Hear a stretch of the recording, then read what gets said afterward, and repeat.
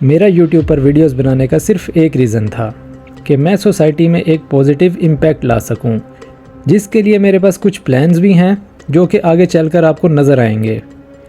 और ये वीडियो भी उसी काविश की एक कड़ी है।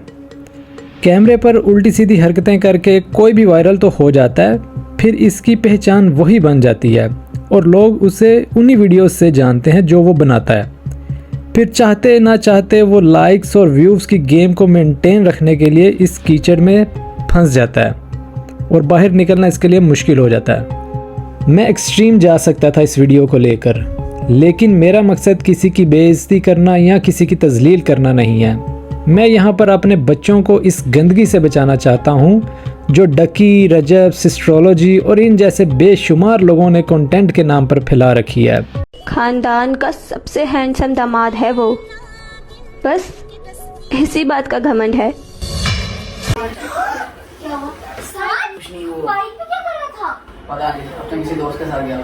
किसी को मेरा एहसास है कि मैं कितने दिनों से बीमार हूँ। सारे व्लॉग कर दे पे पूछा नहीं कि बाजी बीमार है कि नहीं। जब मैं गाना सुनती हूँ मुझे ऐसा लगता है कि अल्लाह ताला इंसान से कन्वर्सेशन कर रहा है, जो उसने वो लिखा इस तरह से हुआ है। इंडियन गाना है, सुन ले जरा, के हूँ प्यार तेरा महसूस कर तू। मतलब वो ये कि अल्लाह ताला बंदे को कह रहा है कि मुझे टाइम तो दो कहीं से। इतने खसी मर्द बनी आदम से लेकर अब तक नहीं थे जितने इस दौर में हैं, और ये सब डिजिटल मीडिया के कमालात हैं। ये लोग रोल मॉडल्स हैं हमारे बच्चों के, जिन्हें खुद नहीं पता कि इनके वजूद का मकसद क्या है। क्या आपको नहीं लगता कि इनके माँ बाप ने इन्हें कभी नहीं रोका होगा? तो इसका जवाब है डेफिनेटली रोका होगा, लेकिन तब तक जब तक ये लोग अपने घरों की चार दीवारी पामाल करके पैसा नहीं थला रहे। जैसे ही पैसा आना शुरू हुआ तो घर वाले और माँ बाप वो कबूतर बन गए जो बिल्ली को देखकर आंखें बंद कर लेता है। क्या मैं पार्टीज पे जा सकती हूँ? बिल्कुल जा सकती हूँ। स्मोकिंग कर सकती हूँ मेरे साथ? ओके, ठीक है। बॉयफ्रेंड रख सकती हूँ? अकेली नहीं है? मैं भी रखूंगा। आप बॉयफ्रेंड थोड़ी रखेंगे फिर। ये उन्हीं बापों की मिसाल है जो मैं भी आपको दे रहा था। अल्लाह ताला डायरेक्ट अपने बंदे से मुखातिब है। कुरान में अल्लाह कह रहा है कि तुम्हारा माल तुम्हारे लिए आजमाइश है, फितना है तुम्हारे लिए। ये वही माल की दौड़ है जिसमें ये लोग फंस चुके हैं। जिस तरह नशा करने वाले नशेड़ियों के लिए रिहैब सेंटर बने हुए हैं, हुकूमत को भी चाहिए कि इनके लिए भी ऐसे इदारे बनाए जाएं जहां पे इनकी करैक्टर बिल्डिंग की जाए, इनको माशरती अहलाकी तरबियत दी जाए, ताकि इन नशेड़ियों से अपने बच्चों को महफूज रखा जा सके। क्योंकि जिस तरह ये हमारे बच्चों की जहन साजी कर रहे हैं, इनको ऐसे अंधेरों में धकेल रहे हैं जहाँ सिर्फ डिप्रेशन और बर्बादी है।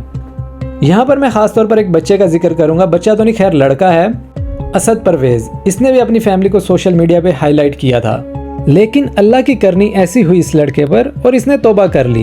एंड ही सेड कि मुझे पता चला है दायूस वर्ड का।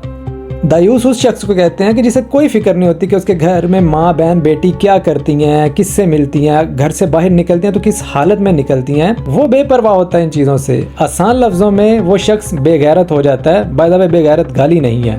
नबी अकरम सल्लल्लाहु अलैहि वसल्लम ने फरमाया, दायूस जन्नत की खुशबू भी महसूस नहीं कर सकेगा। कुछ टाइम पहले फहद मुस्तफा ने एक इंटरव्यू के दौरान कहा था ये लोग अपनी फैमिलीज को बेच रहे हैं। Content is the most overrated word in this country and मुझे तो ऐसे हर किसी को content there is no such content. Everybody is selling their family है टोटल पूरी दुनिया में। नहीं, मैं वैसे इनकी बात कर रहा हूँ। देखिए बाकी तो कहानियां चले सेम ही है। कंटेंट क्या है? घर फैमिली बेच रहे हैं, सारे बैठे हुए। मतलब क्या है? सुबह दोपहर शाम आज किचन में फेरनी बना ली, आज अम्मी के पांव पड़ गए हैं, आज कब्रिस्तान तक को नहीं छोड़ते लोग। जिस पर ये सारा जत्था इकट्ठा हो गया था और मुझे लगता है कि किसी हद तक ये बात सच है।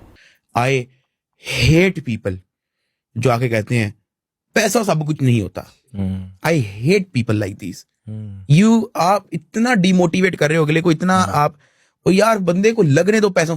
लिटरली इसी गंद में ये हमारे बच्चों को भी धकेल रहे हैं। लेट मी टेल यू, पैसे की भी दो तरह की टाइप होती हैं, हलाल हराम, अच्छा तरीका और एक बुरा तरीका। हराम पैसा सिर्फ वही नहीं होता जिसमें आप किसी से रिश्वत लेते हैं, किसी को धोखा देते हैं, चोरी करते हैं।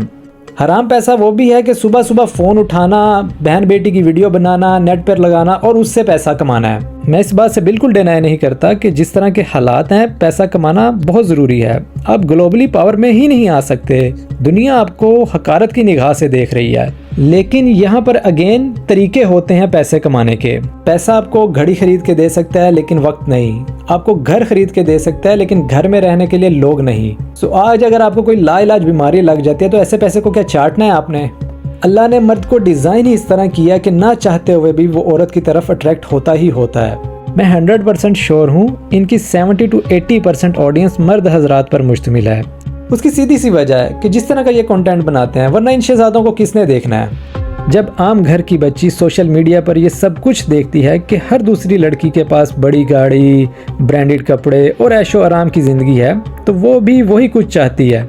फिर इनकी एक्सपेक्टेशन अपने घर वालों से, अपने हस्बैंड से बढ़ जाती हैं, जो आगे चलकर घरों में मसाइल का सबब बनती हैं। और यही वजह कि हमारे मुआशरे में डाइवोर्स रेट बढ़ता जा रहा है। अगर इन्हें ये सब कुछ नहीं मिलता तो फिर खुद ये इस फील्ड में आ रही हैं, जो कि आने वाली नस्लों को तबाही की तरफ ले जा रहा है। एक तरफ वो बच्ची जिसके बाप ने ठीक ठाक पैसा लगा के पढ़ाया और वो कहीं पर जॉब कर रही हो और वहाँ से 20-25-30 हज़ार रुपया कमा रही हो, और वहीं दूसरी तरफ एक अंडर मैट्रिक टिकटॉक या बीगो पर बैठकर लाखों रुपए कमा रही हो, तो कैसे किसी बच्ची का दिल करेगा इतना पढ़ लिख कर इज्जत की रोजी कमाने को। एक तरफ हमारे पास PhD किया हुआ वो लड़का है जिसके पास कोई जॉब नहीं है, और अगर है तो 60-70 हज़ार से ज़्यादा की नहीं है। और दूसरी तरफ एक मैट्रिक पास, FA पास वो लड़का जो शादी करके अपनी बीवी को सोशल मीडिया की जीनत बनाकर महीने का लाखों करोड़ों रुपया कमा रहा है। जब यही सब कुछ आपके घर में आपका भाई बेटा देखेगा तो क्यों उसका दिल करेगा पढ़ाई में टाइम वेस्ट करने को।